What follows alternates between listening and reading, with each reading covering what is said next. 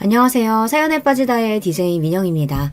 오늘도 두 가지 사연 준비되어 있으니 끝까지 함께 해주시고요. 구독과 좋아요 버튼도 꼭꼭 눌러주세요. 그럼 오늘의 사연 함께 시작해 볼게요. 안녕하세요. 저는 황당하고도 답답했던 과거의 일을 뒤로한 채 새로운 마음으로 잘 살아가고 있는 여자입니다. 저에게는 3살 연하의 남자친구가 있었어요. 딱히 결혼에 대한 갈망이 없어서 20대를 그저 흘려보내 버리고 말았던 제가 30대 나이에 들어선 뒤에는 처음 만난 상대였죠. 저도 그렇고 남자친구도 그렇고 어느 순간부터는 약속이라도 한 듯이 자연스럽게 결혼을 전제로 서로를 만나고 있었습니다. 들어주시는 분들을 위해 편의상 남편이라고 칭하며 이야기를 이어가 볼게요. 둘 다 직장에 다니고 있었고요. 슬슬 결혼 준비를 하려고 서로 그렇게 생각을 하며 지내던 어느 무렵이었어요. 시어머니의 초대로 시댁에 밥을 먹으러 갔습니다. 참고로 시댁은 좀 한적한 동네에 위치해 있었어요. 좋은 의미의 여유로운 동네인 건 아니었고요. 대형 마트이든 병원이든 공공기관이든 그런 인프라가 구축이 잘 안 되어 있어서 어딘가 휑한 느낌이 들었어요. 매우 한적하고 조용한 동네였죠. 돌려 말하지 않아 본다면 집값이 좀 저렴한 위치였다는 뜻입니다.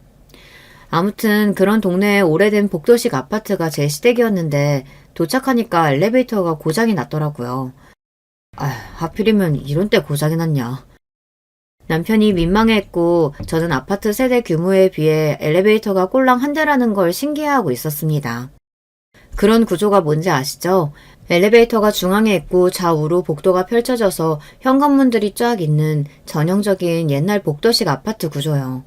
그냥 쓱 쳐다봐도 복도가 길고 현관문 손잡이도 많은데 엘리베이터는 가운데 딸랑 하나라는 건 야박하다는 생각이나 하며 남편과 함께 계단을 올라갔습니다.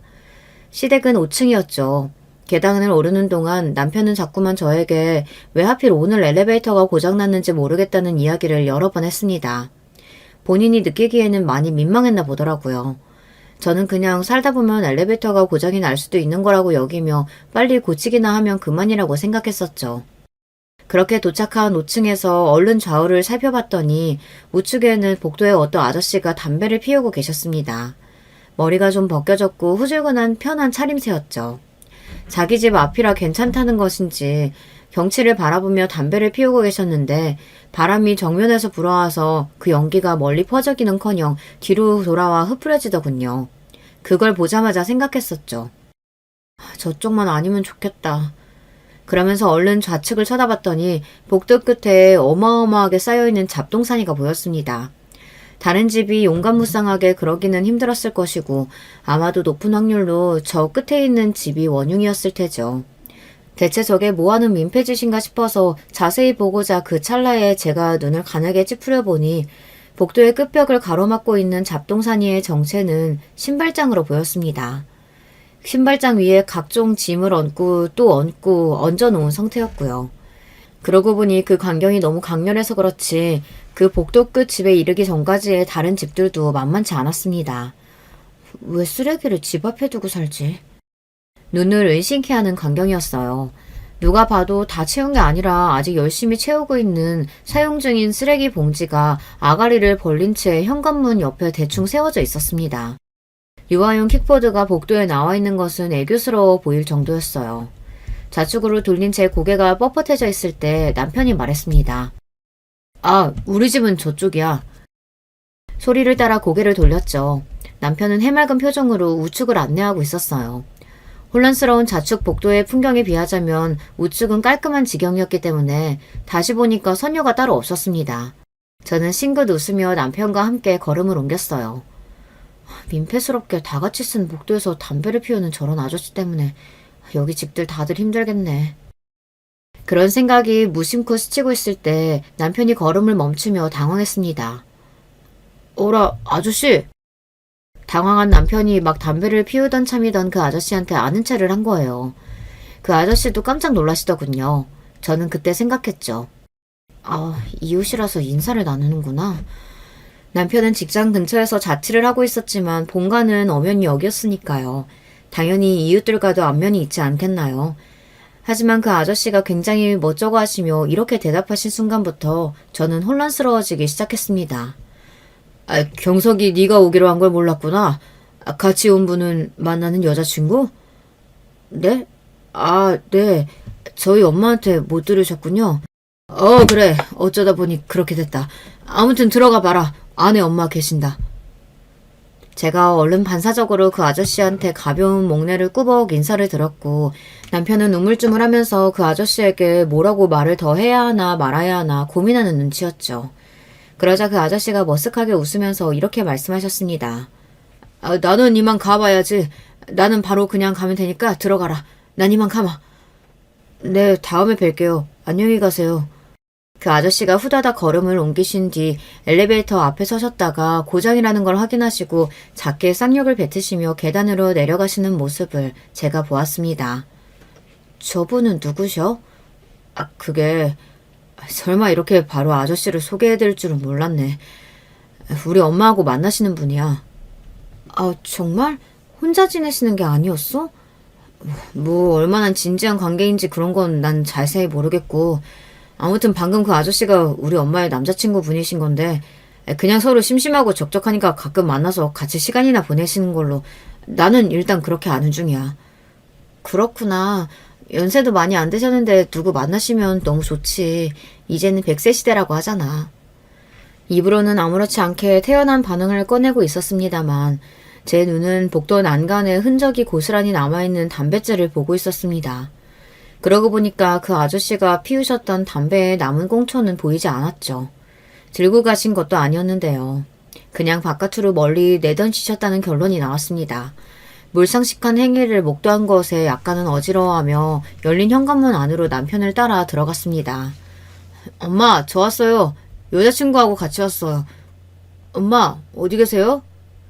신발을 벗고 들어간 남편이 어리둥절한 목소리를 냈고 저는 좁은 신발장이 어수선하다는 인상부터 받았습니다.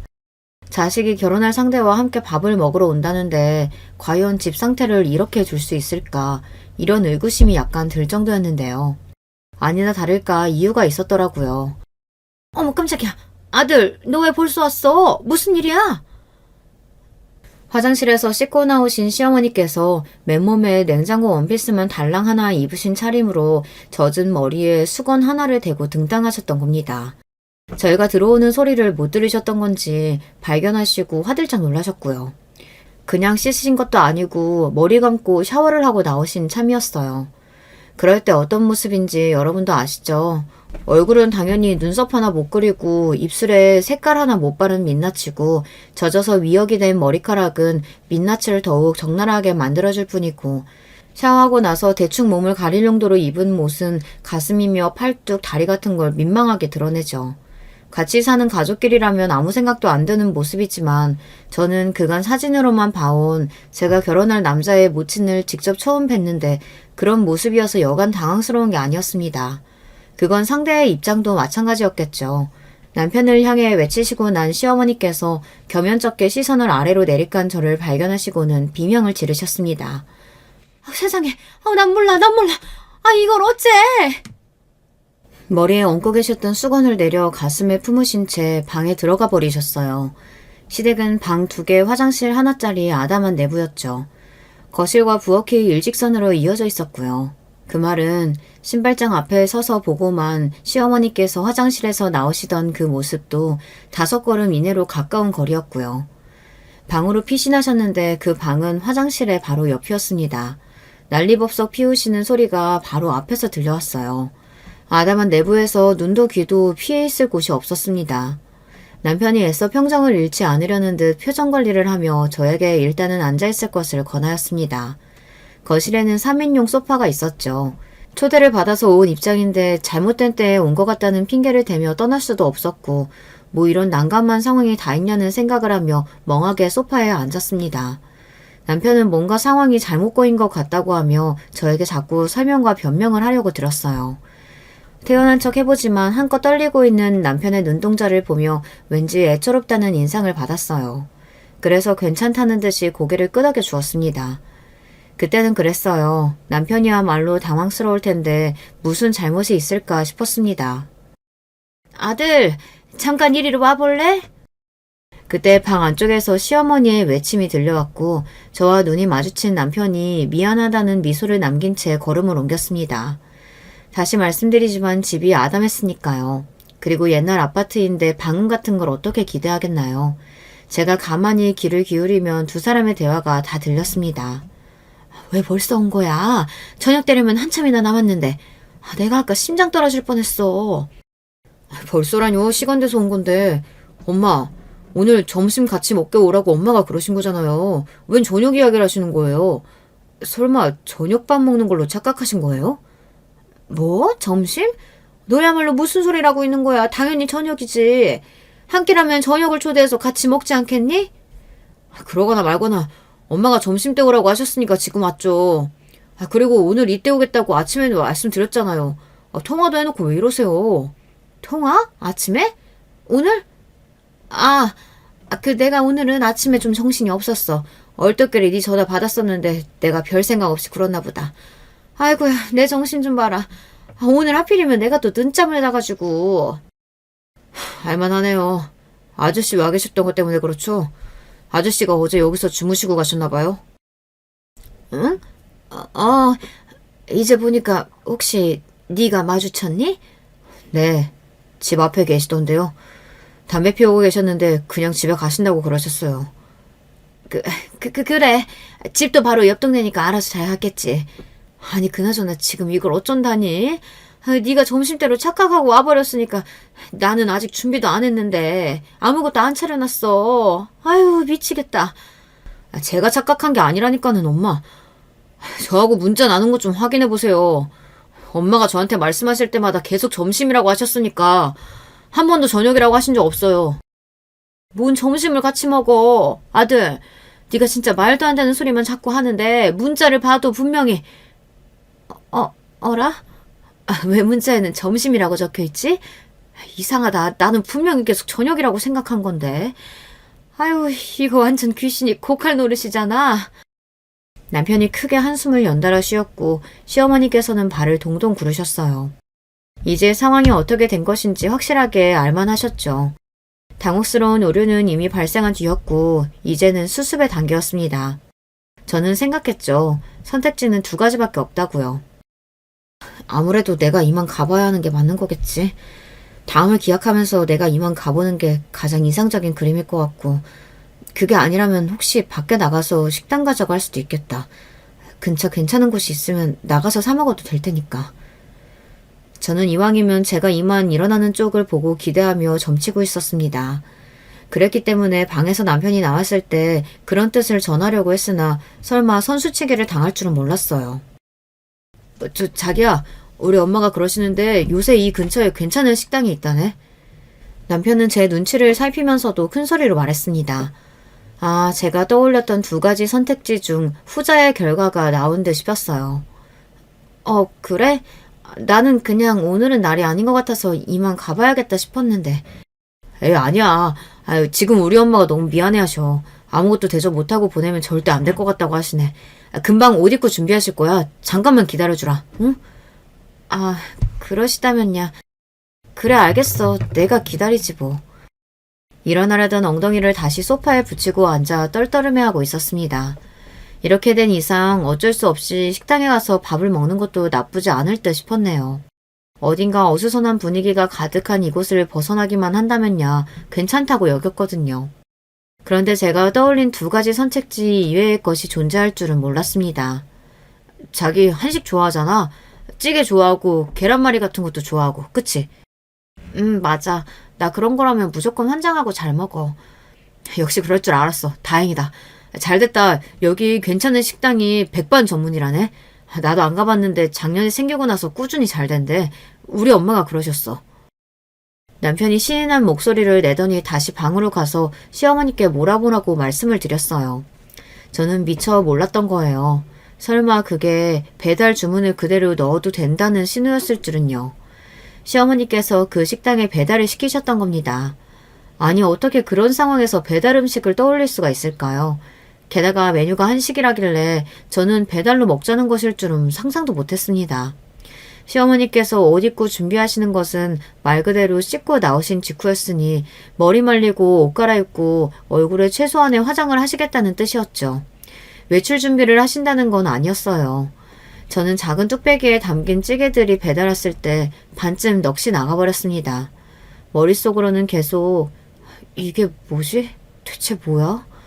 이러면서도 겉으로는 싹싹하게 웃으면서 손을 움직이고 식탁으로 그걸 날랐다는 게 정말 스스로 믿어지지가 않네요.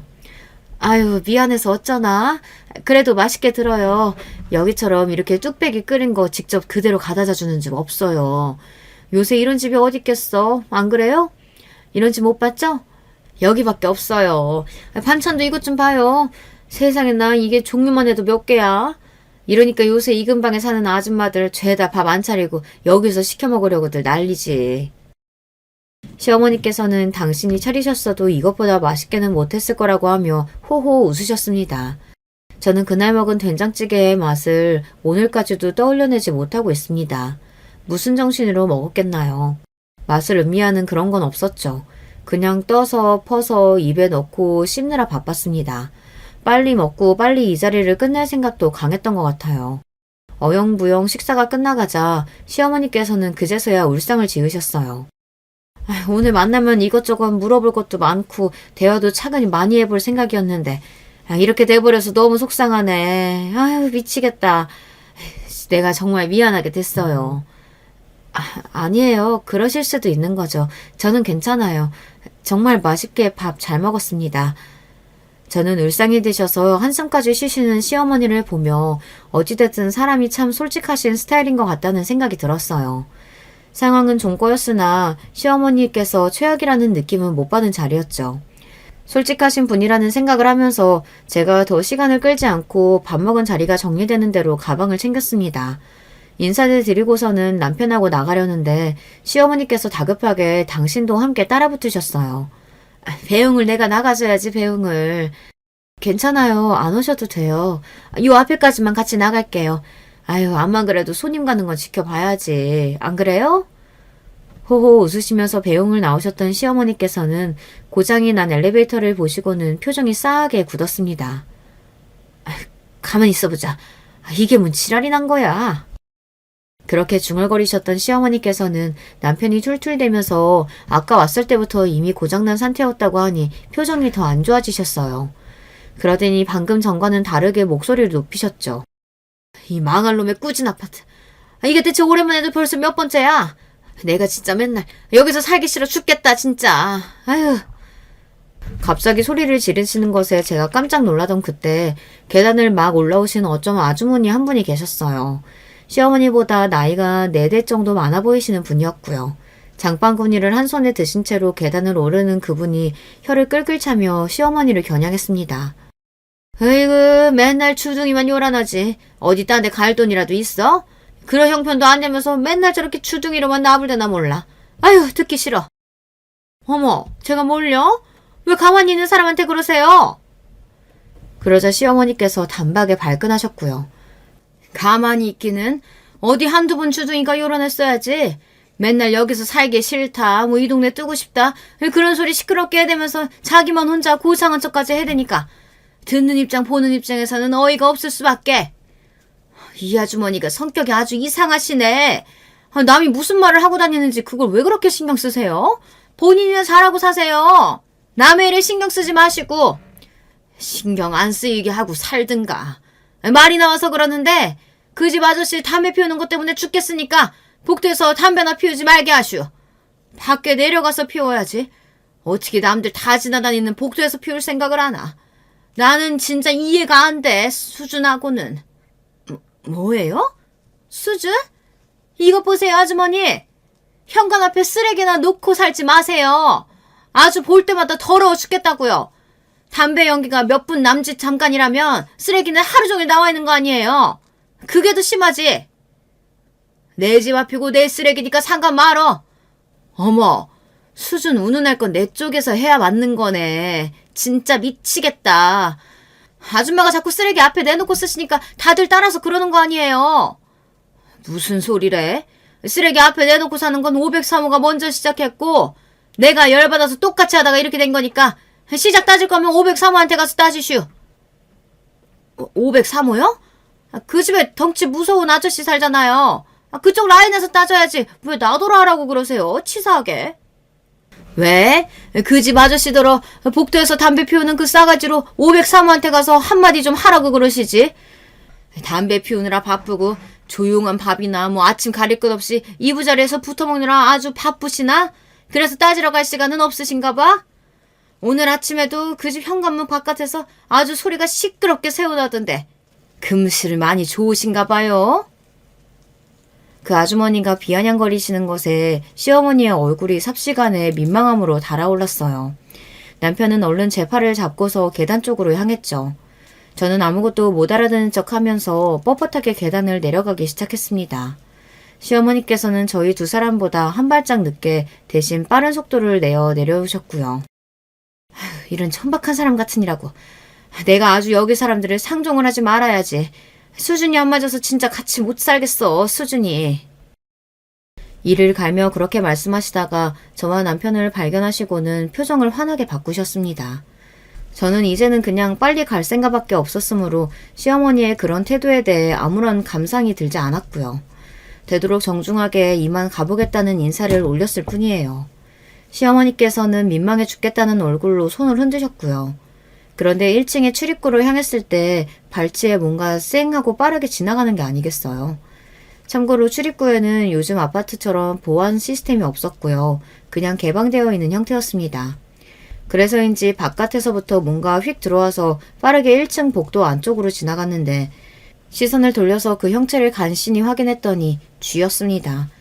진의 색깔에 크지 않은 쥐였어요. 쥐 특유의 기다란 꼬리를 봐버린 것에 놀라서 심장이 막 벌렁거렸습니다. 제가 봤는데 바로 옆에 있던 남편 역시도 당연히 봤겠죠. 한껏 놀란 제 눈치를 살피더니 이렇게 말을 뱉더군요. 1층이라서 그런 것 같아. 아무래도 1층은 쥐가 다닐 수 있잖아.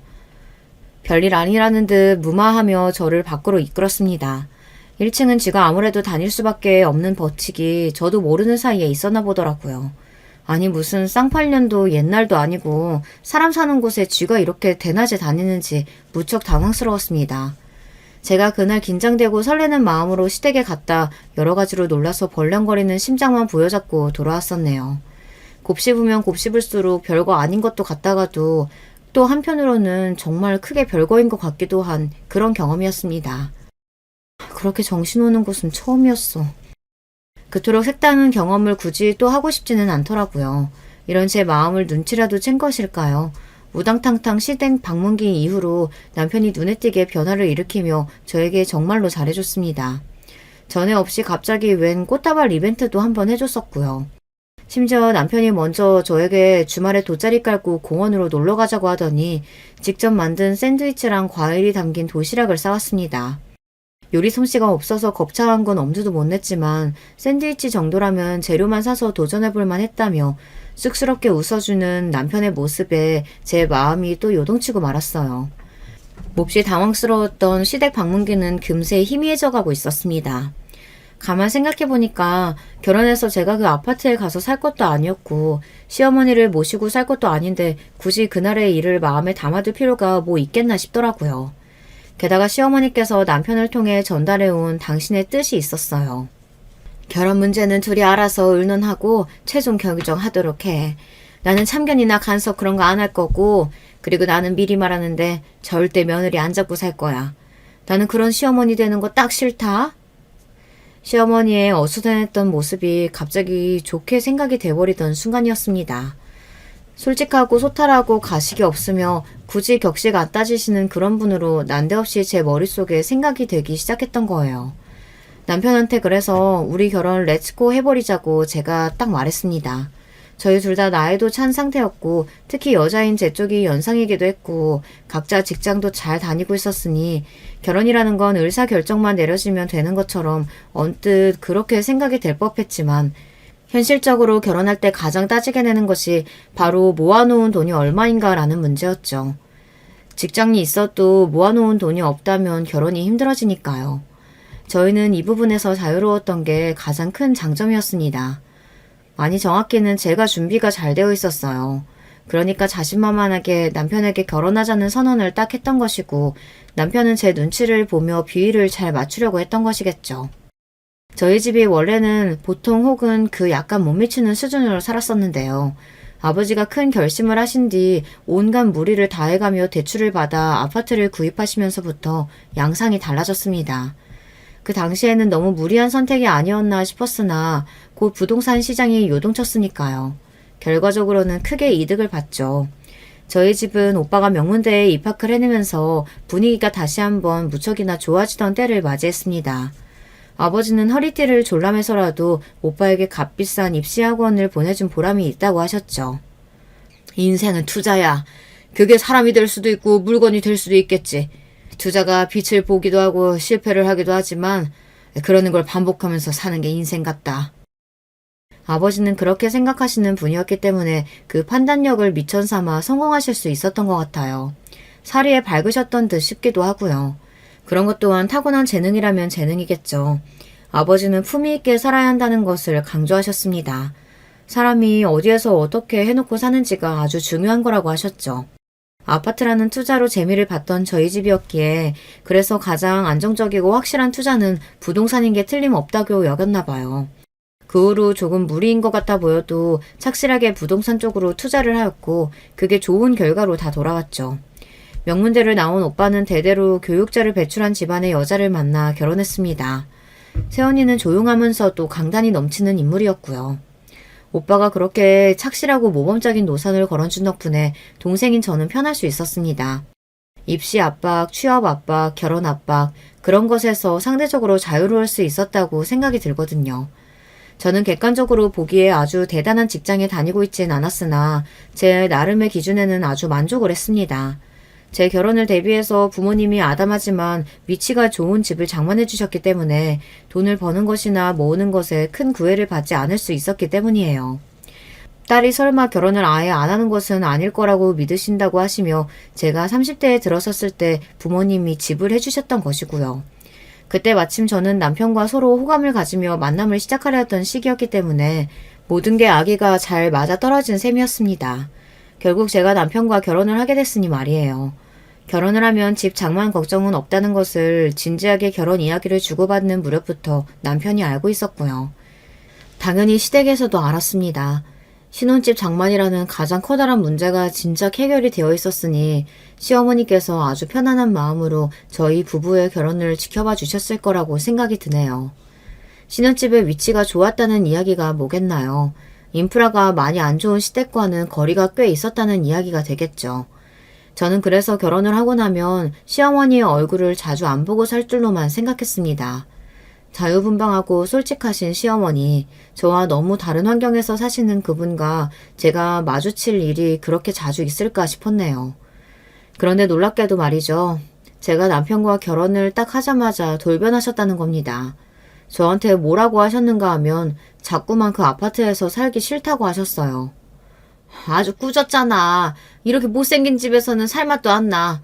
집이 있어도 하나도 안 즐거워. 나도 너희처럼 그렇게 예쁘장하게 잘 해놓은 집에서 살면 소원이 없겠다. 참고로 신혼집은 빌라입니다. 옛날 오래된 빌라 형태 그런 거 말고요. 신축이라서 깔끔한 빌라가 뭔지 다들 아실 거예요. 그리고 특히나 내부가 되게 예쁘게 되어 있는 집이었거든요. 밖에서 보고 가늠하는 것보다 안에 들어와서 직접 보는 게 훨씬 더 나은 집입니다. 안에 들어와 보고 깜짝 안 놀란 사람을 못 봤어요. 그런데 시어머니의 눈에도 그게 좋아 보였나 봐요. 자꾸만 저희 신혼집은 깔끔하고 예쁘게 생겨서 좋겠다고, 당신의 오래된 집은 구질구질하고 못났다고, 그래서 살맛이 안 나고 잘맛도 안 난다고 너무 속상하다고 그러셨습니다. 그래서 제가 당혹스러운 심정을 담아 괜히 이런 한마디를 했었어요. 에이, 그래도 집은 아파트가 좋죠, 어머님. 제가 그 소리를 정말 괜히 하는 바람에 되로 주고 말로 받게 된 격이었습니다. 얼마나 신세 한탄을 오래 하셨는지 몰라요. 아파트라고 해서 다가 아니라고, 아파트라고 부르기에는 민망한 곳도 있는 법이라고, 이런 아파트에서 사는 게 너무 힘들다고, 그런 이야기를 너무나 오래 하셔서 저는 제 핸드폰에서 그날 불이 나는 줄 알았습니다. 과장 안 보태고 진짜 이러다가 휴대폰이 폭발하는 거 아닌가 싶었어요. 시어머니의 말씀을 제가 끊으려고 해도 글러라치면 격렬하게 우는 소리를 하셔서 제가 쉽게 그럴 수가 없었습니다. 시어머니의 집에 대한 불평, 불만은 끝이 없었는데요. 집 자체의 이야기도 그렇지만 이웃 이야기도 자주 하셨어요. 이웃이라고 부르고 싶지도 않은 그 미친 년놈들 때문에 내가 맨날 우라통이 터진다. 수준이 낮아서 상종을 못하겠어. 너도 여기 와봐서 알잖니? 여기 사는 년놈들 죄다 횟가닥 정신 나간 것들인 거 너도 알지? 응? 너도 그렇게 생각하잖아. 맞지? 시어머니께서는 당신의 이웃들이 죄다 더럽고 시끄럽다고 하셨습니다. 아니, 잘 알겠는데 그래서 저한테 뭐 어쩌라는 건지. 제 입장에서는 피곤할 따름이었어요. 아들하고는 대화가 길게 안 된다고 하시며 여자인 며느리가 있어서 말이 잘 통하게 돼서 기쁘고 반갑다고 그러시니 제가 이를 꽉 깨물면서 일단은 참아봤던 겁니다. 결혼한 지 얼마 되지도 않은 입장이었으니까요. 초정부터 너무 야박하고 정없는 며느리가 되고 싶지는 않았던 것 같아요. 조심스러운 마음도 있었고요. 하지만 지금 생각하면 그게 잘못된 거였죠. 오히려 초장부터 노선을 딱 확실하게 정하고 강하게 나갔어야 했는데 제가 너무 우물쭈물거렸던 듯 싶습니다. 저는 시어머니께서 신세 한탄을 또 하고 계셨을 때 괜스레 그 남자친구분의 안부나 여쭸어요. 별로 시어머니께 드릴 말씀이 없으니까 괜히 한 번씩 그분 이야기를 꺼냈었죠. 머리가 살짝 벗겨진 아파트 복도에서 담배 피우시던 그 아저씨요. 그런데 제가 당신의 남자친구에 대해 이야기를 꺼내면 시어머니께서는 무척이나 민망해 하셨습니다. 태연하게 반응을 못 하셨죠. 남편도 그분하고 어색하기만 했는데 가만히 생각을 해보면 그럴 법도 했습니다. 왜냐하면 두 분은 사귀기만 하시는 거지 혼인신고를 하실 것도 아니었고 그냥 적적하니까 만나시는 거였기 때문입니다. 그런데 어느 날은 시어머니께서 이런 소리까지 하시더라고요. 나랑 그 사람도 말이야, 만약 좋은 집이 있었잖아? 그러면 이미 진작에 살림 합쳐서 살았을 거야. 워낙 사는 집구석이 거지 같으니까 안 합치고 그냥저냥 지내는 거지. 아, 그래요? 그러신 거였어요? 미처 몰랐네요. 지금 너희처럼 그렇게 예쁜 집에 살았으면 나도 신혼이 된 기분으로 즐겁게 한번 지내봤을 텐데 말이야. 에휴, 내가 많이 아쉽다. 뭘 어떻게 해도 대화의 주제가 끝내 집 이야기로 귀결되었습니다. 제가 당연히 남편한테 중간에서 잘 좀 하라고 잔소리를 했어요. 시어머니께서 밑도 끝도 없이 집 이야기만 하시는 게 듣는 입장에서는 마음이 너무 불편하다고 그랬습니다. 자식으로 뭔가 해결을 해드려야 하는 거 아니냐고 제가 딱 그렇게 말을 했더니 남편이 이러더라고요. 나도 마음이 편하지 않은 건 마찬가지야. 당신보다 내 마음 당연히 더 편하지 못하지. 나도 불편해. 당신은 어머님 전화만 받았다 하면 갑자기 전에 없이 꿀먹은 벙어리게 되잖아. 그러면서 나한테 어머님 전화 다 떠넘기잖아. 전화 못 받는 핑계도 가지가지야. 그런데 당신이 뭐 그렇게 마음이 불편한 일이 있었어? 자식된 입장에서 너무 죄송스러우니까 그렇지. 내가 능력 있는 좋은 자식이었다면 우리 엄마한테 번듯한 집 한 채 장만해드렸을 텐데 그러지 못해서 너무 죄송해. 우리 엄마가 그 집에서 그렇게나 살기 싫어하신다는 것도 나는 여태 몰랐거든. 원래는 그럭저럭 살만했기 때문에 당신한테 굳이 이야기 안 하신 거 아닐까? 그렇잖아. 너무나도 살기 싫었다면 진작에 자식한테 이야기하고 상의해서 이사를 하셨겠지. 근데 왜 우리가 결혼하고 나니까 갑자기 그 집에서 목숨을 걸고 탈출하려고 드시는 건데. 나도 어머님 댁에 몇 번 가봤으니까 어머님이 무슨 말씀 하시는지는 알겠고 무슨 불편함을 거기서 겪고 계시는지는 잘 알겠는데 그래봤자 멀쩡히 사람 사는 곳이잖아. 거기가 흉가도 아니고 번듯한 아파트인데 너무 과장해서 그러시는 게 이해가 안 돼. 자식 며느리한테 기대고 싶으시니까 그러는 거겠지. 내가 능력만 좋았어도 집 해드렸을 텐데 너무 죄송하다. 그렇게 해드리고 싶으면 해드리면 되잖아. 집을 꼭 매매로 해야 돼? 월세로 구하면 당장 3개월 내로 이사 들어갈 수 있는 괜찮은 집 계약할 수 있을걸? 어머님이 아파트보다 빌라 선호하시는 것 같던데 그 동네에 신축 빌라 공실 많다고 그러지 않았어? 우리 엄마한테 어떻게 월세를 구해드려. 못해도 전세를 구해드려야지. 당신 정말 너무한다. 빨리 구하는 데는 월세만 한 게 없으니까 그렇지. 전세? 그것도 좋지. 당신이 구해드려. 나는 당신 어머님한테 뭘 어떻게 해드리든 간섭 안 할게. 찬성이야. 왜 간섭을 안 해? 우리가 이제 부부인데 뭐든 같이 해야 하지 않겠어? 남편이 제 눈치를 보면서 우물쭈물 그렇게 물었을 때 솔직히 짜증이 확 났습니다. 신혼집 장만은 한쪽에서 혼자 다 했는데 그건 관광하고서 남편이 말을 그렇게 하니 어이가 없었죠. 제가 화가 난 표정이 되니 남편이 입을 꾹 다물었어요. 저는 남편이 최소한의 눈치는 있는 사람이라고 그렇게 생각했으며 다행이라고 여겼습니다. 그런데 그게 제 착각이었나 봐요. 그 후로 며칠 남편은 삐진 티를 팍팍 냈어요. 삐졌다는 걸 제발 알아달라는 식으로 입술을 뾰루퉁하게 내밀면서 밥을 먹을 때도 한숨을 쉬고 젓가락질을 깨작거렸습니다. 제가 웬만하면 왜 그러냐고 물어봐주고 대화로 얼른 풀자고 했을 텐데 시어머니의 일로 남편이 저러니 저도 좀 오기가 생기더라고요. 왜냐하면 결혼한 직후부터 생각하지도 못했던 시어머니의 집 타령 공세에 제가 난감해하며 시달리는 동안 남편은 뒷짐이나 지고 있었으며 그런 주제에 입으로만 효자인 척 틈틈이 해댔거든요. 생각하니까 저도 남편의 그런 태도가 괘씸해서 삐진 티를 팍팍 내는 모습을 보고도 일부러 모른 척을 했습니다. 그랬더니 어느 날 제가 퇴근하는 시간에 맞춰서 시어머니께서 들이닥치시더라고요. 참고로 제가 남편보다 출근도 퇴근도 1시간씩 일찍 하거든요. 혼자 시어머니를 맞이하게 돼서 한숨이 저절로 나왔는데 그런 저를 노려보시며 시어머니께서 집안으로 짐가방을 휙 던지셨어요. 반겨주지 못하더라도 그렇게 노골적으로 짜증은 안 내야 하는 거 아니니? 네? 제가 무슨 짜증을 냈다 그러세요? 방금 집에 온 참이라 그냥 제가 좀 피곤한 상태예요. 그런데 어머님, 이건 웬 가방이에요? 가방이 큰데 어디 여행 가실 때나 쓰는 거 아니에요? 온 김에 오늘 좀 차고 가려고 한다. 네? 그러실 거면 미리 말씀이라도 주지 그러셨어요. 내가 남의 집에 쳐들어온 것도 아니고 내 아들 사는 집인데 와서 자고 간다는 소리도 못해? 그리고 네가 자꾸만 거리 두려고 하는 것 같길래 그게 얄미워서 미리 말 안 하고 온 거다. 일부러 말씀을 안 해주셨다니 그리고 그걸 당당하게 밝히시다니 제 입장에서는 기가 막힐 따름이었습니다. 대체 왜 이러시나 싶었고 너무 피곤해서 그냥 남편이 올 때까지 아무것도 안 하고 싶었어요. 남편더러 알아서 해결해보라고 할 마음뿐이었죠. 그런데 제가 화를 꾹 참는 얼굴로 있으니 시어머니께서 괘씸하다는 표정이 돼서 이러시는 게 아니겠어요?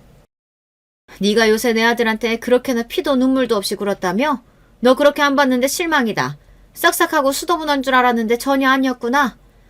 자기 시애미가 사는 집에서 그렇게나 나오고 싶어하면 네가 먼저 며느리 된 입장으로 어머님 그럼 여기 들어와서 며칠이라도 같이 지내시죠. 이렇게 말을 꺼내야 하는 거 아니냐? 그리고 있는 것들이 더하다더니 어떻게 빈말이라도 한번 직구해주겠다는 소리를 안 하니? 너는 네 시애미가 얼마나 꾸진 집에서 사는지 다 봤으면서도 깔끔하고 예쁜 집에서 혼자 발 뻗고 편하게 잠이 오든? 내 아들은 불쌍한 엄마 생각해서 맨날 잠 설친다고 하는데.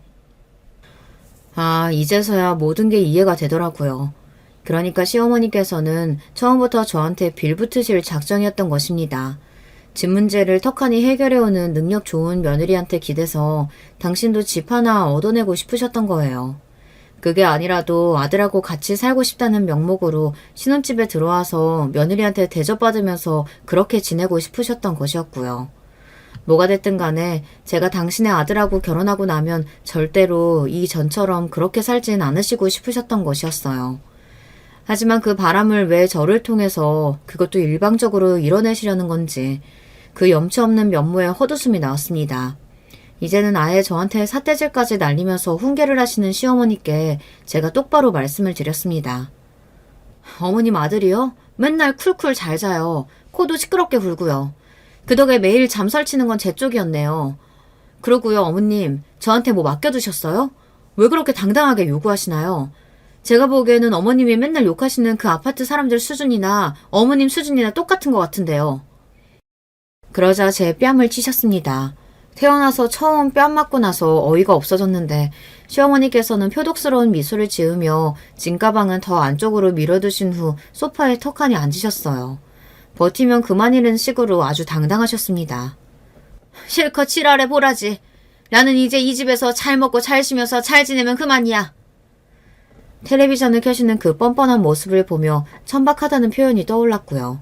당신의 아들이 돌아오면 저 같은 건 더욱 납작하게 밟아줄 수 있다는 듯 미소를 의기양양하게 지으시길래 그냥 주거침입으로 신고를 해버렸습니다. 마침 근처에 순찰을 돌고 있던 경찰이 바로 와주었고요. 시어머니께서 기자를 들 놀라셨죠. 얼레? 웬 경찰이? 이보세요. 난 잘못 없어요. 나는 내 아들 보러 온 것뿐이에요. 내 아들 집이라고요. 아니요. 여기는 제 집입니다. 제 명의로 된 제 집이고요. 여기 이분은 막무가내로 제가 귀가하던 때에 맞춰서 들이닥치셨어요. 나가주십사 했는데 전혀 꼼짝을 안 하셨고요. 제가 경찰을 향해 정중하게 말하자 시어머니는 얼굴이 빨개졌습니다. 아니에요. 그러니까 여기는 내 며느리라고요. 얘가 내 며느리라니까요? 저는 시어머니를 일부러 안 쳐다봤고요. 경찰들이 난감해 하시더니 일단 시어머니를 집 밖으로 모시는 것까지 해드리겠다고 그러셨습니다. 제가 수고스럽게 해드려서 죄송하다 그러며 경찰분께 시어머니의 커다란 짐가방도 드렸네요. 시어머니께서는 얼굴이 완전히 토마토처럼 익어서 발버둥을 치시면서 경찰 두 분께 이끌려서 집 밖으로 쫓겨나셨습니다. 저는 찬물을 마시면서 한참 속을 식히고 있는데 그러다 보니까 남편이 돌아왔죠. 당신, 우리 엄마 오셨는데 잘 모시지는 못할 망정 경찰에 신고를 했어? 정말 악마가 따로 없다. 당신이 이런 여자일 줄 몰랐어. 우리 엄마 너무 불쌍하신 분인데 그런 분한테 당신이 어떻게 그래? 우리 엄마 지금 상처받을 대로 받으셔서 집에 울면서 돌아가셨어. 당장 가서 사과드려. 무릎 꿇고 정식으로 사과드리고 우리 엄마 모시고 와. 지금 당장! 남편이 어떻게 나오는지 보고 결정할 셈이었는데 그마저도 제가 너무 바보처럼 무른 생각을 했던 모양이었어요. 착한 게 장점인 줄 알았건만 그런 장점 따위 이런 순간이 되자 전혀 보이지도 않더군요. 저에게 명령조로 말을 하는 남편을 보며 해탈해졌고 이런 선언을 하는 것에 전혀 망설임이 따르지 않았죠. 개소리 하지 말고 너나 여기서 나가. 여기 내 집이야. 그리고 우리 아직 혼인신고 안 한 거 알지? 이혼 절차 밟을 것도 없이 그냥 여기서 끝내자. 주둥이만 나불댈 줄 아는 이 아가리 효자놈아. 뭐? 이혼? 끝내? 그게 무슨... 당신 왜 이러는 거야? 끝낼 것까진 아니잖아. 이러지 마. 뭘 이러지 마야. 너나 이러지 마. 네 엄마가 아까 나 엄청 세게 때렸거든? 여기 뺨 부은 거 보이지? 가서 진단서 끊고 고소 때릴까 싶은데 지금 네가 조용히 나랑 끝내주면 그것까진 안 할게. 남편은 그제서야 정신이 들고 후회가 들었는지 털썩 주저앉으면서 엉엉 울고 빌고 난리가 났습니다. 저는 시끄럽고 보기 싫으니까 당장 나가라고 했고요. 시어머니를 고소한다는 대목이 마음에 걸렸는지 남편은 일단 제 화가 풀릴 때까지 나가 있겠다고 했어요. 작은 가방 하나만 후다닥 싸서 떠나는 꼬라지가 웃기지도 않았습니다. 저는 당장에 용달 트럭을 불렀고요. 그 밤에 남편 짐을 싹 트럭에 실어서 시댁으로 보내버렸어요. 심상치 않은 걸 느끼고도 결혼을 한 바보 같은 행동을 후회하듯 제 결단과 행동력은 아주 빨랐습니다. 당장에 전화가 오더군요. 피곤한 밤이었고 당연히 전화를 안 받았습니다. 그러자 시어머니께서 구구절절 사과의 문자를 보내셨어요. 미안하다면서 그냥 허세를 부려본 것 뿐이라면서 그러시더군요. 답장 안 했고요. 이튿날 날이 밝자마자 전화가 걸려오는 곳에 잠결에 제가 그걸 실수로 받고 말았어요. 한 번만 마음을 돌려달라면서 우는 소리를 하시더군요. 네가 너무 부러워서 그랬지. 번듯한 집 있는 것도 부럽고 그럴 만한 능력 있는 것도 부럽고 그래서 나도 좀 어떻게 한번 그거 누려볼까 있을까 싶어서 그랬어. 근데 네가 그렇게나 메모찰 줄 몰랐던 거야. 우시면서 하신다는 소리가 내용이 좀 묘했습니다. 아침부터 한숨이 나오더군요. 나는 그렇다고 쳐도 내 아들은 어떡하니? 뭔 죄가 있니? 나 때문에 지금 자기 인생 망했다면서 난리도 아닌데 내 아들 너무 불쌍하잖아. 내 아들 원망받게 된 나는 더 불쌍하고. 아, 그러세요? 잘 됐네요. 서로를 불쌍해하면서 그렇게 잘 지내셨으면 좋겠네요. 저와는 이제 상관없는 이야기니까 어떻게 지내시는지 앞으로 안 알려주셔도 되고요. 시어머니께서 끝까지 죽도록 후회하고 있다고 절절하게 매달리셨지만 하지만 그런다고 해서 제가 그분의 며느리로 남은 인생을 살고 싶지 않다는 결심을 번복할 리가 없었어요. 친정에서는 제 선택을 쌍수 들고 환영해 주었습니다. 다들 제 행복한 결혼에 초를 치는 걸까봐 참고서 말은 안 했지만 하나를 보면 열을 안다는 심정으로 제 시댁될 집안을 애초에 마음에 안 들어하고 계셨던 거예요. 그래서 저한테 혼인신고를 느긋하게 하라고 조언을 해줬었고요. 그 덕에 제가 머리 덜 아프게 결혼 생활을 끝낼 수 있었으니 그나마 다행이었죠. 그 후로도 저한테 애절하게 매달리며 온갖 미련을 보였던 모자였으나 끝까지 저는 흔들리지 않았답니다. 안녕하세요. 저는 지방에서 남편과 같이 둘이 사는 50대 후반 미용실 원장입니다. 제가 운영하는 미용실은 동네에 있는 작은 미용실인데요. 수익이 완전한 목적은 아니고 그냥 동네 사랑방 느낌이에요. 주민들하고 모여서 사는 얘기, 자식 얘기를 하면 시간 가는 줄 모른답니다. 그러면서 얘기거리가 떨어지면 같이 유튜브로 사연을 틀어놓고 담소도 나누고 하죠. 사연을 들으면서 서로 웃고 울고 얼마나 재밌는지 몰라요. 그러다 얼마 전에 제 인생에도 제보할 만한 사건이 일어났습니다. 우리 미용실 단골 언니들이 꼭 제보하라고 해서 저도 용기 내어 제보하게 되었어요. 항상 사연을 들을 때는 마냥 재밌었는데 오늘은 제가 막상 제보하려니 떨리네요. 저는 고향은 이 지역이 맞는데 사실 성인 이후로는 서울에서 살았습니다. 실업계 고등학교를 졸업하고 바로 동네 미용실에 취업했는데 거기 단골 손님과 사랑에 빠져서 결혼했거든요.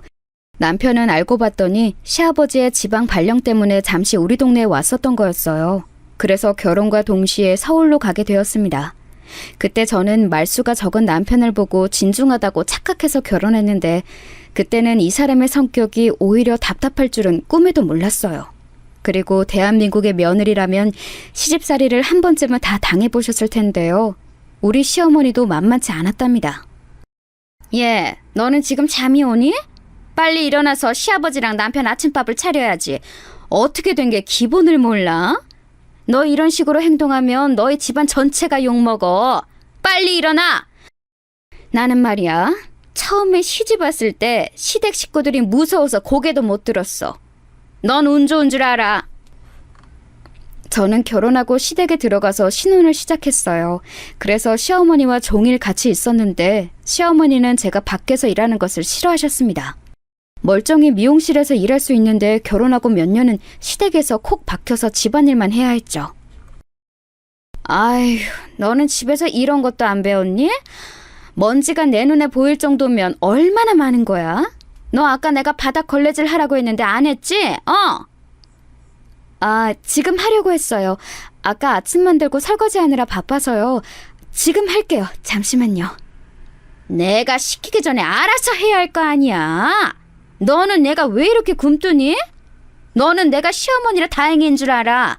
마냥 못된 시어머니 만났으면 어쩔 뻔했어? 운 좋은 걸 천운으로 여겨.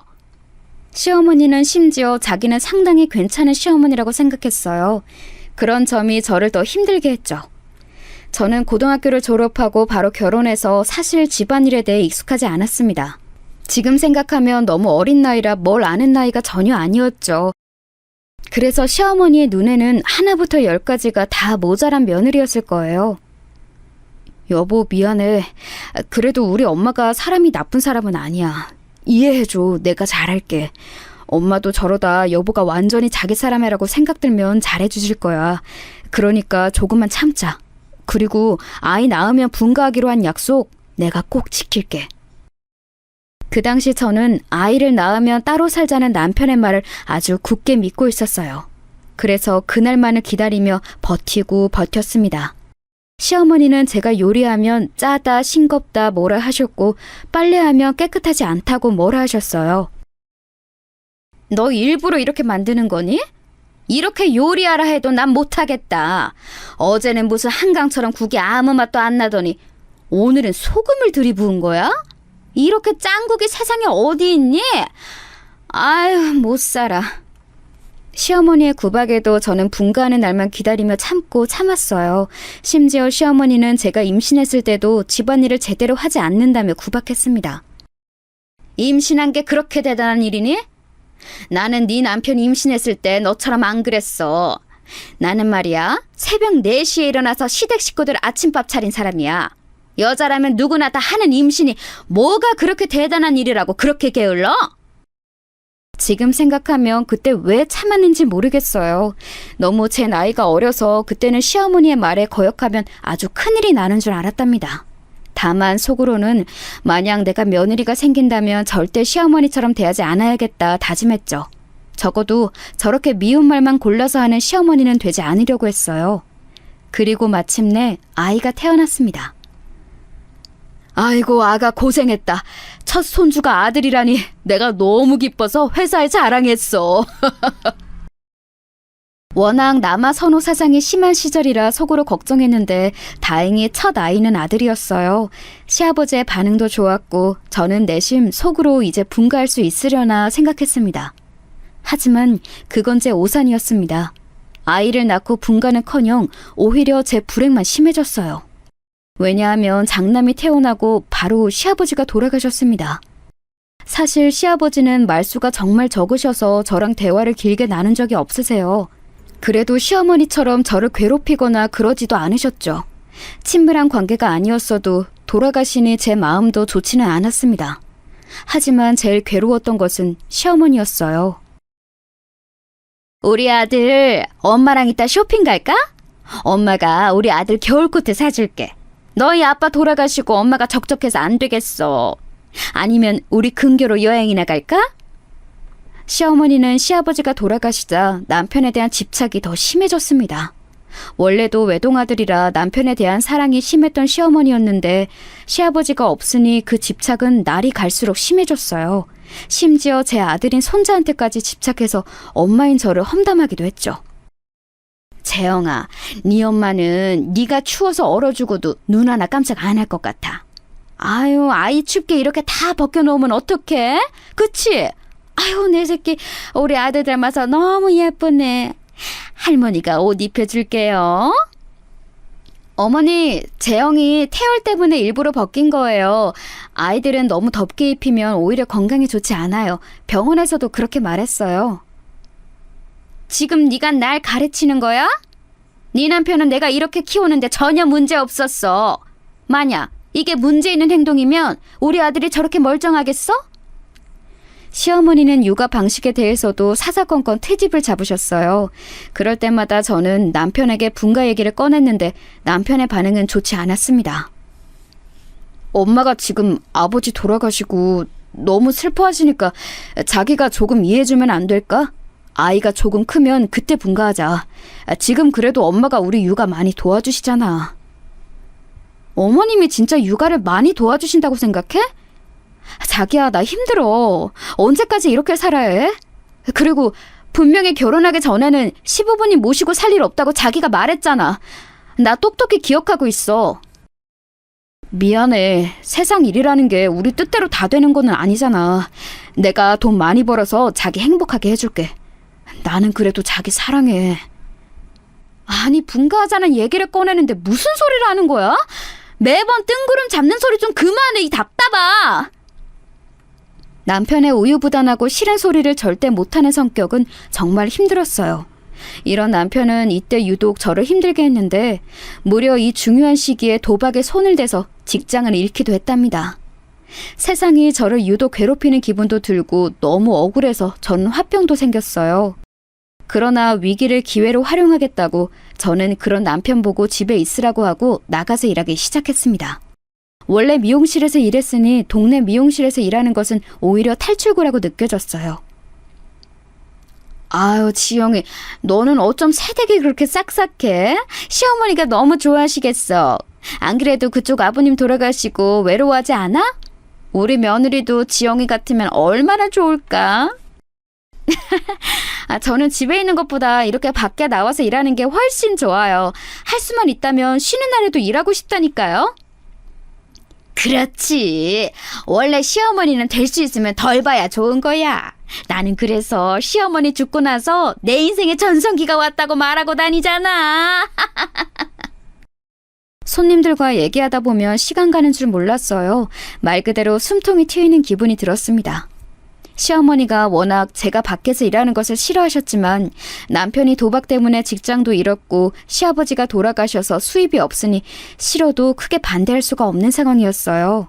그 뒤로는 저도 시어머니께 할 말이 생기면 다 하게 되었습니다. 재영이 유치원에 일하는 엄마가 되게 적다고 하더라. 아무래도 엄마가 밖에서 일하면 애들 정서에 좋지 않아.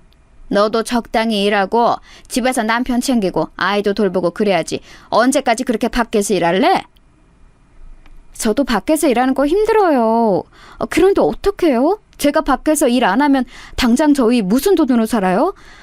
저도 재영이 친구 성진이네 아빠처럼 돈 잘 버는 남편 있으면 일 안 해도 좋고 얼마나 좋겠어요. 뭐? 지금 우리 아들 돈 못 번다고 눈치 주는 거야? 왜 잘난 우리 아들 기를 죽여? 사람이 살다 보면 이런 일도 있고 저런 일도 생기는 거야. 누가 보면 너가 뭐 변호사라도 되는 줄 알겠다. 아휴. 어머, 어머니, 왜 화를 내고 그러세요? 저는 그냥 사실을 말한 거잖아요. 기분 나쁘셨으면 죄송해요. 그런 의도 전혀 아니었어요. 저 그럼 출근할게요. 매번 당하기만 하다 저렇게 시어머니에게 대꾸하고 집을 나설 때는 기분이 너무 짜릿했어요. 이 맛에 돈을 버는 거라고 깨닫기도 했죠. 문제는 제가 그렇게 밖에서 일하니까 남편은 직장을 굳이 가지지 않았다는 점이에요. 어디 취직하면 금방 그만두고 또 취직하면 그만두고 이런 일을 반복했습니다. 당신 또 그만뒀다며? 내가 왜 당신 회사 그만둔 것을 당신도 아니고 어머님도 아니고 미용실 손님한테 들어야 해? 나 진짜 너무 속이 터져서 그래. 분가는 무슨 이제 됐고 일자리나 좀 구해. 내 인생. 미안해. 그래도 내가 재영이 유치원 학부모 설명회나 상담은 열심히 다니고 있어. 자기야, 내가 집안일도 더 열심히 할게. 남편은 능력은 없어도 사람 하나는 착했어요. 제가 아무리 뭐라 해도 발끈하거나 그런 모습은 없었죠. 만약 저한테 도리어 뭐라 하는 성격이었으면 저는 저때 이혼했을 거예요. 또 조용하고 세심한 성격이라 육아도 많이 도와주었죠. 그런 남편의 모습에 저는 딸도 한 명 더 낳아서 아이들이 2명이나 생기게 되었습니다. 우리 집은 아내가 밖에 나가 일하고 남편이 집에서 집안일을 하는 그런 모습이었죠. 지금은 이런 집이 많다고 하던데 사실 저 시절엔 그게 흔하지는 않았어요. 그래서 시어머니는 자격지심에 저한테 뭐라 하기도 했는데 돈 버는 사람이 저니까 예전처럼 당하고만 있지 않았죠. 아무튼 그렇게 제가 실질적인 가장이 되어 사는 도중 갑자기 어느 날 원장님이 저를 부르셨어요. 지영아, 내가 이제 건강이 좋지 않아서 미용실을 닫으려고 해. 그래서 그런데 아예 미용실 영업을 종료하기보단 네가 원장 자리를 이어서 운영하는 거는 어떠니?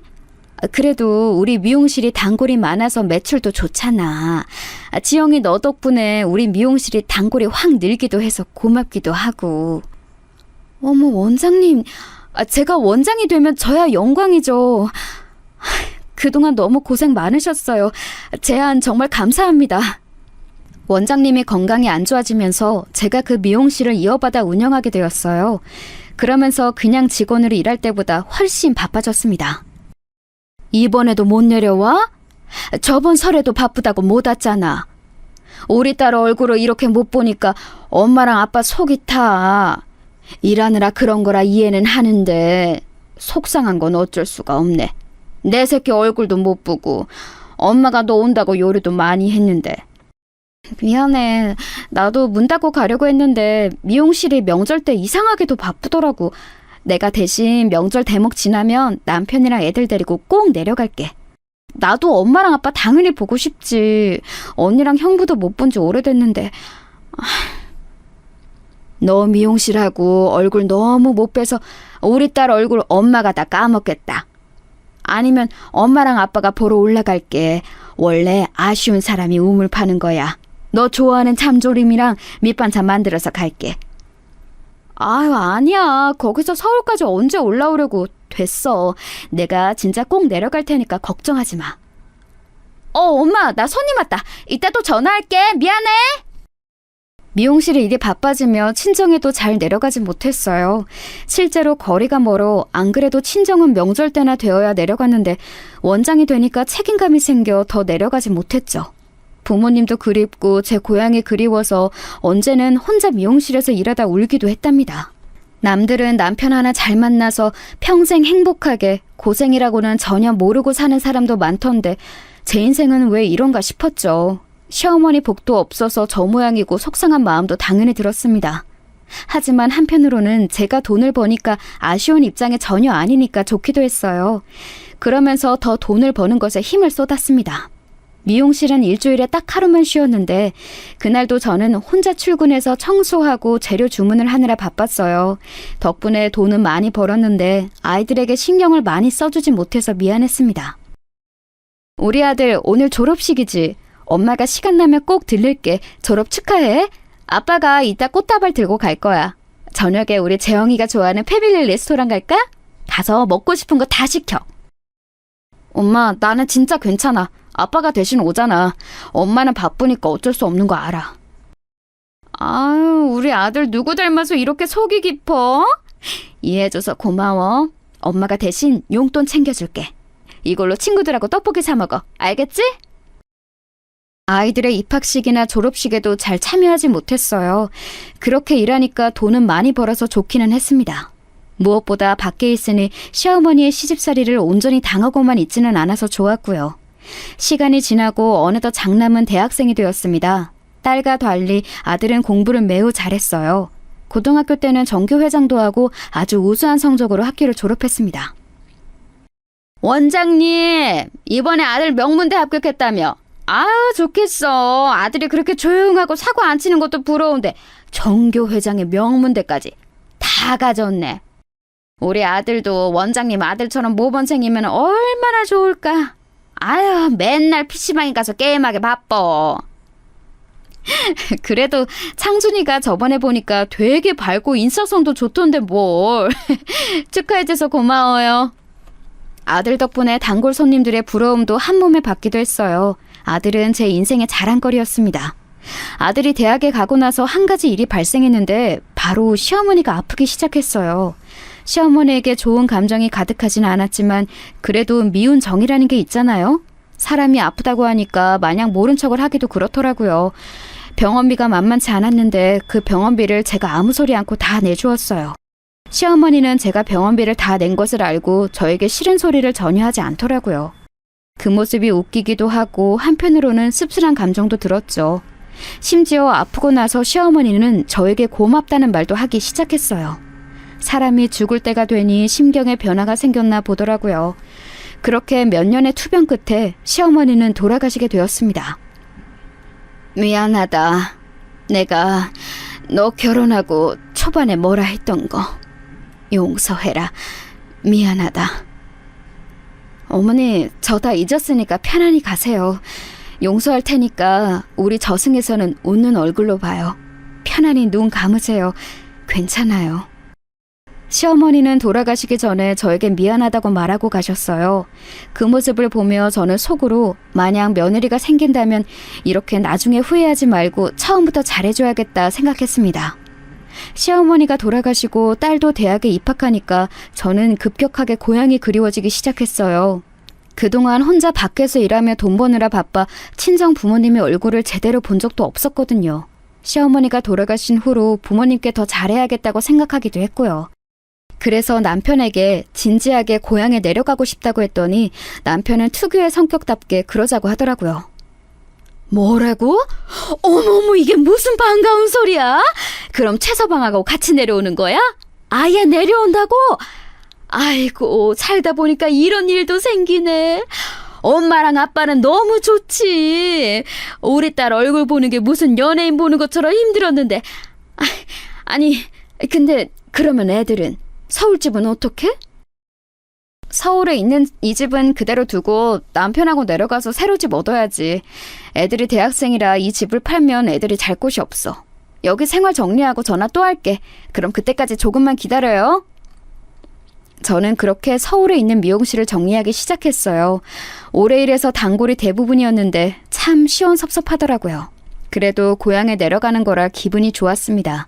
엄마한테 말한 것처럼 서울에 있는 집은 아이들의 통학을 위해 두고 내려가기로 결정했어요.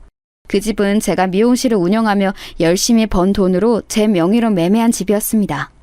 아들과 딸이 둘 다 집과 가까운 대학을 다녔기 때문에 저와 남편만 내려갔죠. 저랑 재민이는 걱정하지 말아요. 우리가 뭐 유치원생도 아니고 대학생인데. 엄마, 그동안 너무 고생 많았어요.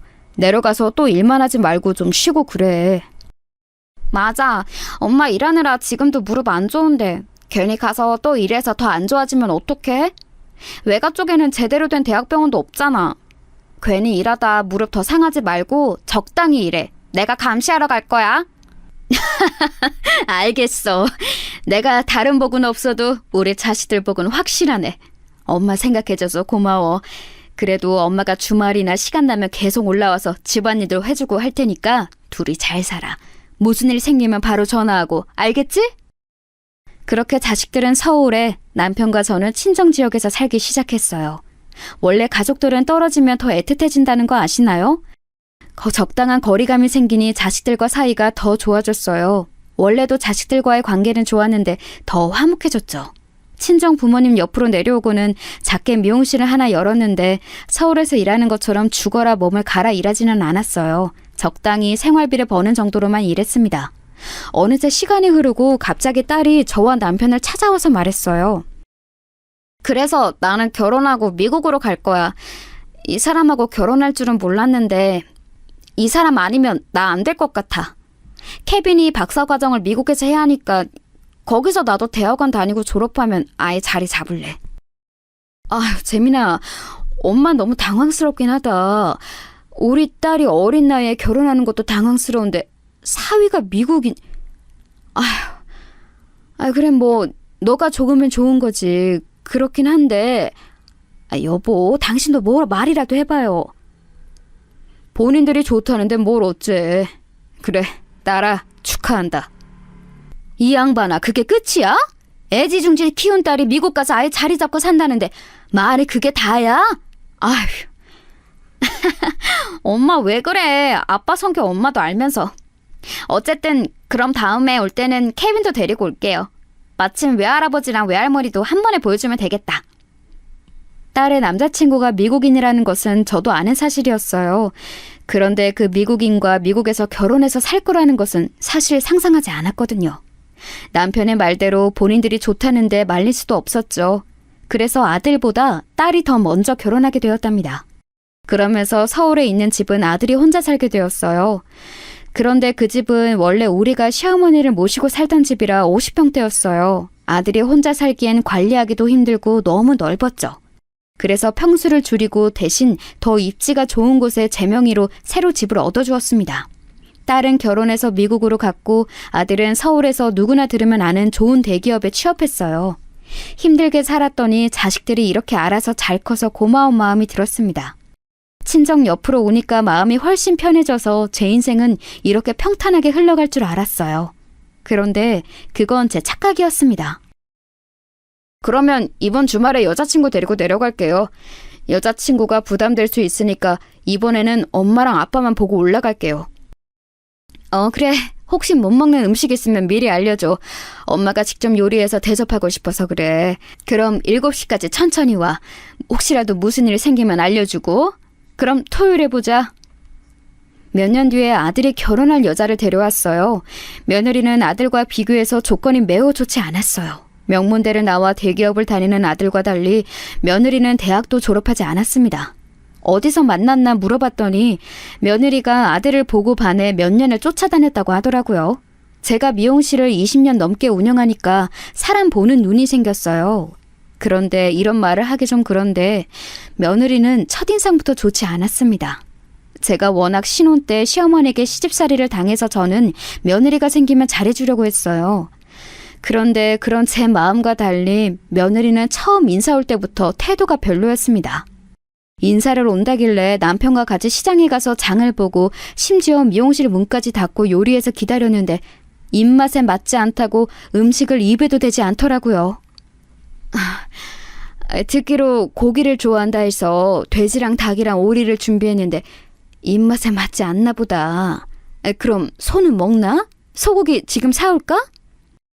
아니에요. 제가 원래 조금 까다로워서 괜찮아요. 먹을 게 별로 없네. 잔뜩 준비한 음식은 며느리의 입맛에 안 맞았는지 깨작거리더라고요. 사실 제가 요리를 잘하는 편은 아니라 친정엄마가 대부분 도와줬는데 엄마는 지역에서 유명한 식당을 운영하고 있었어요. 다른 지역에서 와서 먹을 만큼 유명한 식당이고 엄마의 요리 솜씨는 워낙 뛰어났거든요. 그래서 어릴 때 친구들이 저를 부러워했죠. 그런데 며느리는 입맛에 맞지 않다고 밥을 반도 먹지 않았어요.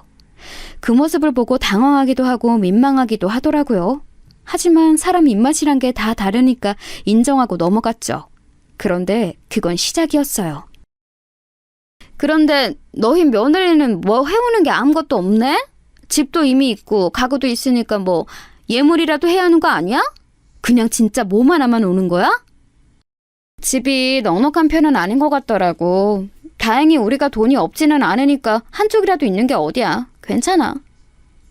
너는 참 속도 좋다. 사실 너의 며느리가 재영이에 비하면 뭐가 잘났어? 외모도 능력도 집안도 다 네 아들이 우월하잖아.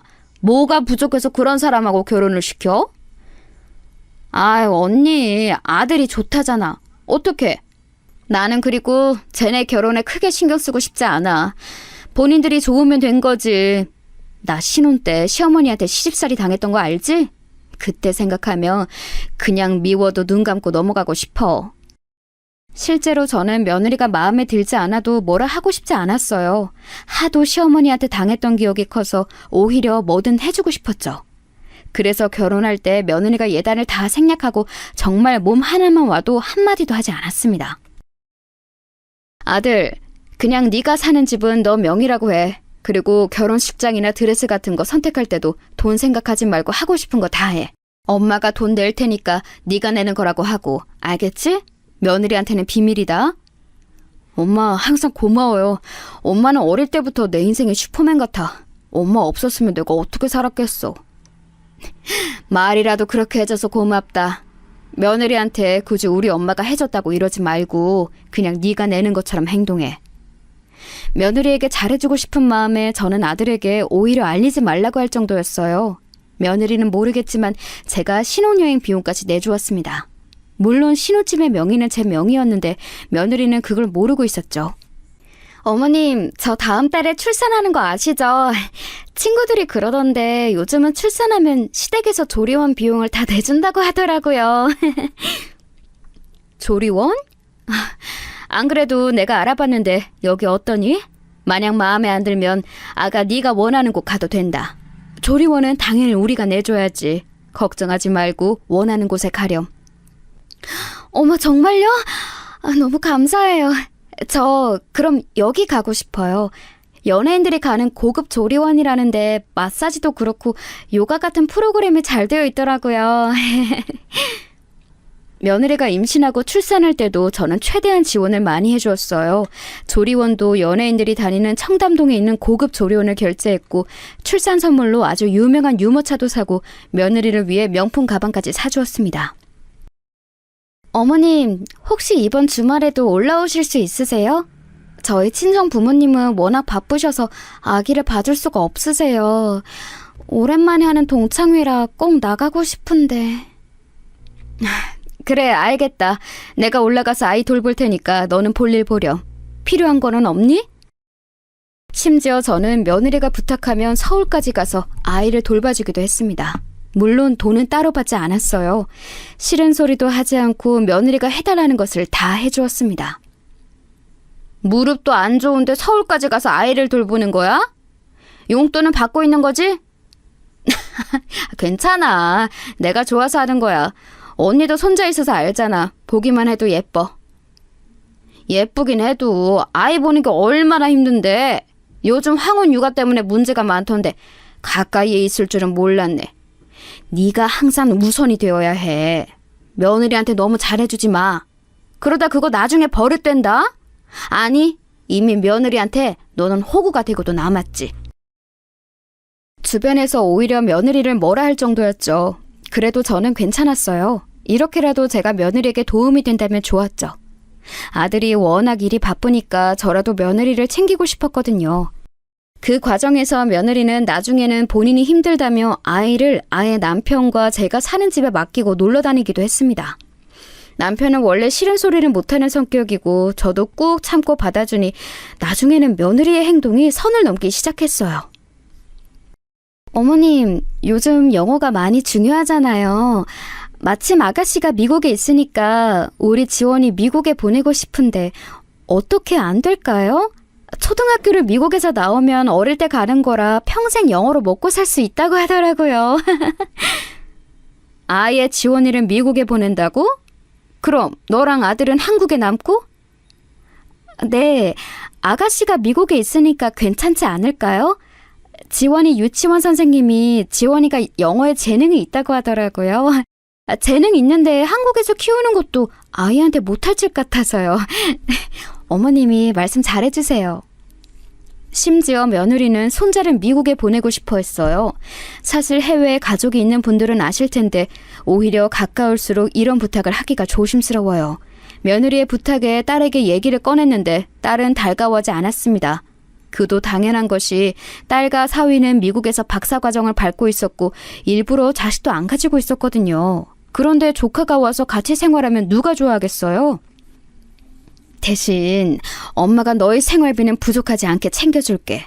그러니까 돈 걱정은 하지 말고 네가 원하는 거 다 먹고 가지면서 살아.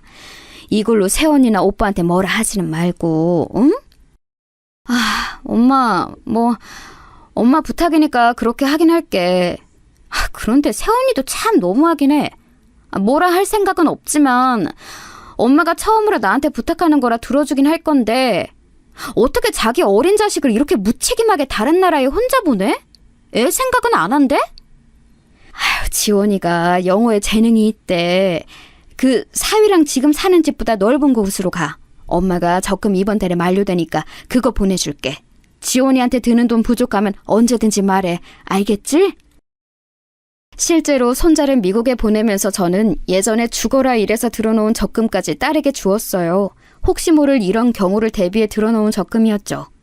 결국 며느리가 원하는 대로 손자를 미국까지 보낼 정도로 저는 며느리가 원하는 것을 다 들어주었습니다.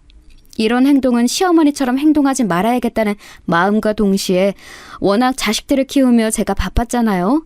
그래서 그때 들었던 미안한 마음을 만회하고 싶은 마음도 있었어요. 해줄 수 있는 것은 다 해주었습니다. 어머니, 제가 몸이 안 좋아서 이번 명절에는 못 갈 것 같아요. 남편도 바쁜 것 같고 이번에는 서울에서 조금 쉴게요. 그러니? 알겠다. 힘들면 집에서 푹 쉬고 시간 나면 내려오렴. 건강 잘 챙기고. 그래. 며느리는 심지어 얼굴도 잘 비추지 않았어요. 저처럼 일하느라 못 가는 상황도 아니었으니 저도 사람인지라 서운한 마음이 들었습니다. 하지만 저 때까지는 절대 티를 내지 않았죠. 그러다 사건이 발생하게 되었어요. 바로 그 사건이 오늘 제가 제보한 사연의 핵심입니다. 제가 미용 일을 하느라 종일 서 있어서 무릎이 안 좋은 상태였어요. 그만큼 돈은 많이 벌었지만 고질병으로 어깨도 안 좋고 몸이 성한 곳이 없었습니다. 그러다 어느 날 도저히 서 있을 수가 없을 정도로 무릎이 아프더라고요. 동네에 있는 정형외과와 한의원을 가도 큰 대학병원을 가라는 말을 할 정도로 무릎이 많이 상한 상태였습니다. 남편과 같이 서울에 가서 검사했더니 수술을 하라고 하더라고요. 수술하고 바로 움직이시면 안 돼요. 서울에 아는 분 없으세요? 수술하고 바로 지방에 내려가는 것보다 경과도 지켜봐야 하고 한 달은 머무르셔야 해요. 수술이 한 번에 끝나는 것도 아니라 거처를 알아보시고 오시는 게 좋을 겁니다. 의사는 서울에서 머무르는 것을 추천하더라고요. 무릎이 평생 안 좋기도 했고 이번 시기를 놓치면 어쩌면 못 걸을 수도 있다는 말에 저는 수술을 결정했습니다. 엄마, 그러면 우리 집에서 지내세요. 어차피 지원이도 미국에 갔고 저랑 아내만 집에 있잖아요. 저도 일하느라 바쁘고 집에서 편하게 지내면서 수술 받으세요. 제가 아내한테 따로 말할게요. 그래도 되겠니? 그럼 난 너무 고맙지. 엄마가 이제까지 우리한테 해주신 게 얼만데요. 당연히 이 정도는 해드려야죠. 그동안 오히려 받기만 해서 죄송했어요. 걱정하지 말고 편하게 머무르다 가세요. 아들은 제가 무릎 수술을 해야 한다고 하니 본인 집에 머무르라고 했어요. 처음엔 저도 거절하려고 했는데 그래도 서울까지 와서 수술을 받을 건데 한 명이라도 아는 사람이 있으면 좋으니 아들의 집으로 가게 되었어요. 남편은 지방에 있고 저는 아들의 집으로 갔는데 며느리의 표정이 좋지 않더라고요. 사실 제가 며느리한테 그동안 베푼 게 하도 많아 저도 어느 정도 기대를 했는데 며느리는 대놓고 싫은 티를 내서 민망했습니다. 내가 크게 거슬리게 하지는 않을 거야. 어차피 병원하고 가까워서 혼자 택시 타고 다닐 거고. 그러니 나를 챙기거나 그러지는 않아도 돼. 네, 어머니. 그런데 지켜야 하실 것이 조금 있으세요. 일단 저는 화장실 더럽게 쓰는 거 정말 못 참아요. 또 부엌은 웬만하면 들어오지 않으셨으면 좋겠어요. 그리고 남편하고 제가 잘 때는 웬만하면 조용히 해주세요. 부탁드려요. 며느리의 말에 사실 굉장히 당황했어요. 사실 이 집은 제 명의라 제 집이잖아요. 물론 며느리는 그 사실을 모르고 있었지만 설령 제 명의가 아니더라도 시어머니한테 저렇게 대할 수가 있나 싶었죠. 제가 그동안 시집살이를 했으면 몰라 그것도 아니었어요. 해줄 수 있는 것은 다 해주고 손자까지 제 돈으로 미국 유학을 보내주었는데 이렇게 나오니 섭섭한 마음이 들었습니다. 그래서 며느리와 저의 매우 어색한 동거가 시작되었어요. 저도 예전처럼 며느리에게 다 맞춰주지 않고 살갑게 대하지 않으니 며느리도 적잖이 당황한 눈치였습니다. 어머님, 이번 주말에 저희 친정 부모님이 오시기로 했어요. 혹시 주말에 집에 계실 거예요? 그럼 내가 어딜 가니?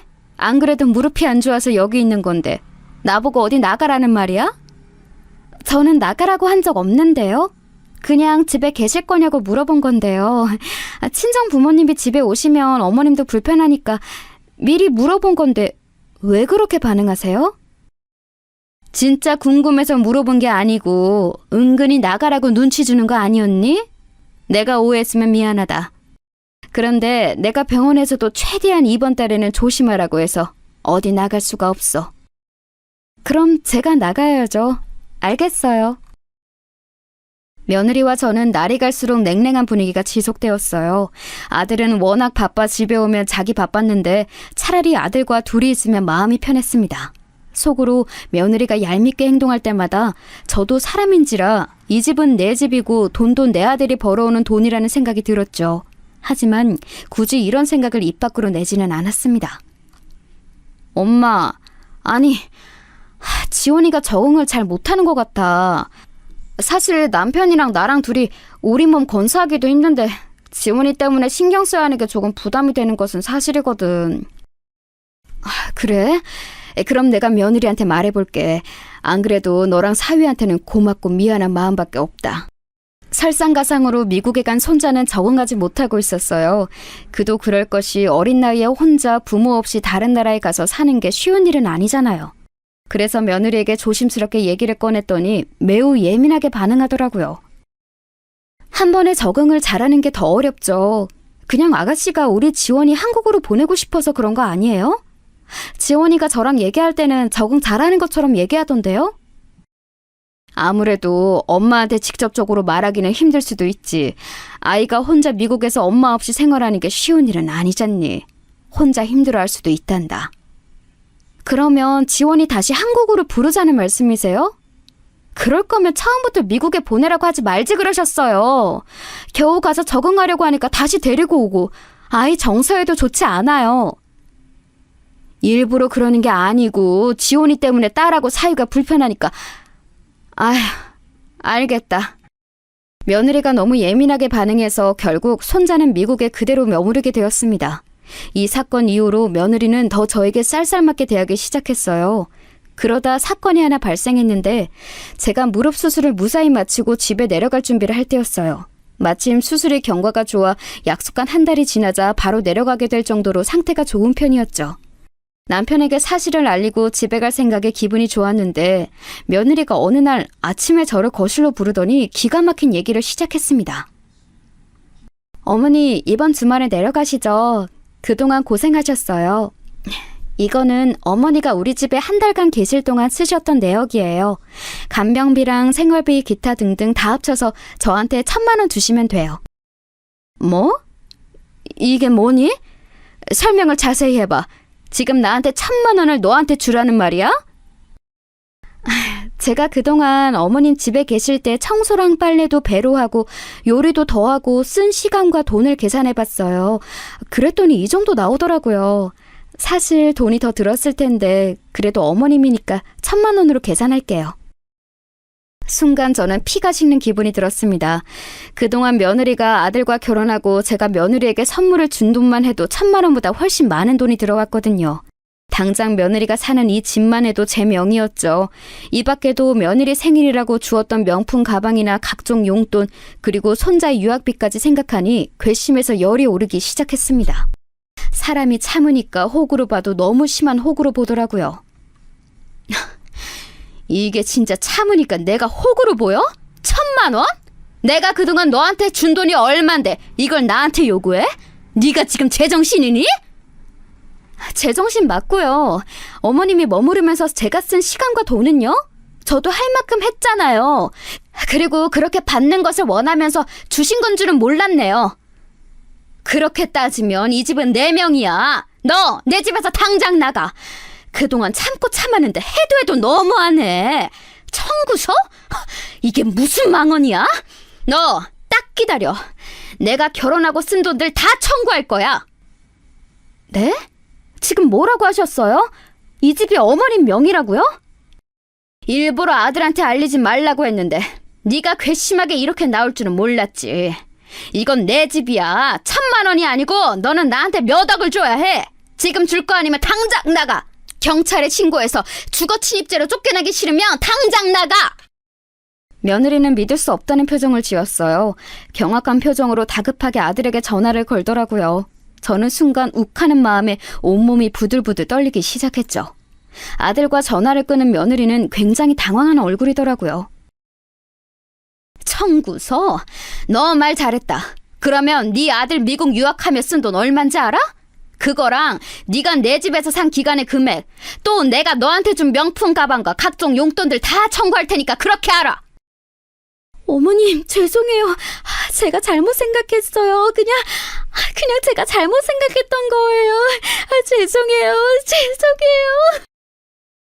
며느리는 급기야 울며 저에게 빌기 시작했어요. 저는 아랑곳하지 않고 아들에게 전화해서 상황을 알렸습니다. 내가 내 집에서 머무르는 것도 이렇게 눈치를 봐야 하는 거니? 한 달 집에 있었다고 나한테 청구서를 내미는 미친 며느리를. 나는 둘 생각 없다. 너도 짐 싸서 오늘 안에 네 아내 데리고 나가. 미국에 있는 네 아들도 한국으로 보낼 테니까 알아서 해라. 어머님, 죄송해요. 제가 잘못했어요. 아들에게 전화해서 따지니 며느리는 제 바지가랑이를 붙잡고 빌기 시작했어요. 저는 그런 며느리가 꼴도 보기 싫더라고요. 며느리를 이끌고 대문 밖으로 끌고 나갔어요. 엄마, 제가 죄송해요. 저도 아내가 저렇게 엄마한테 미친 짓을 할 줄은 몰랐어요. 죄송해요. 제 앞에서는 항상 엄마한테 잘하는 척 연기해서 이렇게 행동할 줄은 전혀 몰랐어요.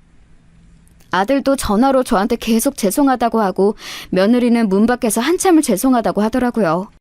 그렇게 저는 아들이 퇴근할 때까지 며느리를 집에 들어오지 못하게 막았습니다. 퇴근한 아들과 들어온 며느리는 저에게 무릎 꿇고 사정하기 시작했어요. 당신 제정신이야? 우리 엄마가 그동안 당신한테 해준 게 얼만데 사람이 이래도 되는 거야? 나는 당신이 이런 사람인 줄 몰랐어. 이럴 거면 이혼해. 아니야, 내가 잘못했어. 어머님, 제가 죄송해요. 제가 다 잘못했어요. 저 다시는 안 그럴게요. 한 번만 봐주세요. 그동안 내 앞에서는 그렇게 우리 엄마한테 잘하는 척 하더니 그게 다 가식이었다는 거잖아. 나 소름 끼쳐. 어떻게 이럴 수가 있어? 여보, 진짜 오해야. 어머님, 제가 진짜 잘못했어요. 저 이혼당하면 못 살아요. 제발 봐주세요. 어머님, 제발요. 아들이 이혼하자는 얘기를 꺼내자 며느리는 더 납작 엎드려서 빌기 시작했습니다. 마음 같아서는 그대로 이혼시키고 제가 며느리에게 베푼 돈을 다 받고 싶었어요. 하지만 아들을 보니 마음이 또 약해지더라고요. 그리고 무엇보다 손자가 걸리더라고요. 미국에서 공부하느라 정신 없을 텐데 부모가 이혼하면 어쩌겠어요. 결국 지금은 이혼 상태는 아닌데 며느리가 한 번만 더 선을 넘으면 언제든 이혼하기로 한 상태입니다. 그 이후로 며느리는 꼬박꼬박 저에게 전화도 하고 바쁘다는 핑계로 오지 않던 우리 집도 자주 찾아오고 있어요. 어머님, 제가 어머님 좋아하시는 홍시 사왔는데 드셔보시겠어요? 그리고 이건 백화점에서 산 홍삼이에요. 어머님 기록 약해지시면 안 되니까. 예전처럼 제가 살갑게 굴지 않으니 똥 마려운 강아지처럼 눈치를 보는데 아직은 그걸 저도 즐기고 있답니다. 여기까지가 제가 준비한 사연인데요. 재밌게 들으셨나요? 저는 너무 통쾌하고 그동안 참았던 괘씸함이 다 해소되어 얼마나 즐거운지 모릅니다. 며느리가 제 신경을 거슬리면 바로 그때 이혼시키려고 해요. 여러분, 제 사연 들어주셔서 감사합니다. 다들 저처럼 참지 말고 사시길 바랄게요.